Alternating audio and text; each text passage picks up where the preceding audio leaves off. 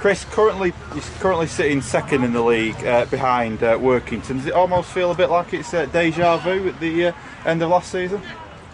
No, we're not looking at it like that. It's just the way it's worked out regarding the number of games we played. Obviously the wins, losses and draws, and the amount of points we've accumulated so far. But no, we're not looking at it like that at all.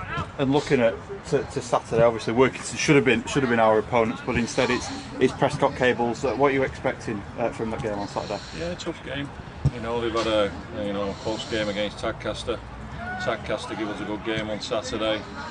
Nothing between the sides really. I thought we were certainly the better team in the first half. Second half I thought it was very even, and it was either going to take a moment of quality,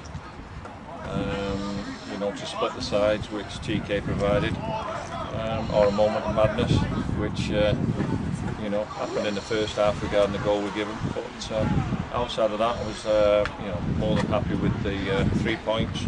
Only conceded one, which was pleasing. And we move on to Prescott Saturday. One position that's changed a couple of times over the last few weeks, obviously since the injury to Ollie Martin. Obviously Gio Bellingham came in, and then Lloyd Allington. What have your thoughts been on both of them in cover for Ollie Martin? Yeah, I mean, obviously Gio's situation, it was a short-term loan, and we were looking then to secure somebody's services for potentially the remainder of the season, depending on Ollie's situation. Lloyd became available. He's got good experience, and we felt he was a good fit for us currently. Have you got any update on the injury to Ollie Martin? I haven't, not at the moment, no. Hopefully we'll have something next week regarding where we're up to with him. But currently, as we speak, no, I don't have an update. And there's been a few other players missing recently. Obviously, TK came back for the Tadcast game. Richie Baker and Luke Thompson and Max Leonard have obviously Max has been out for most of pre-season. Have you got any update on their return? I think Max is probably a couple of weeks away. Jay Rother's been another one who we've been missing. He's trained for the first time, in over a fortnight, and depending on how his injury reacts to what he's done tonight, he could be in the frame for Saturday.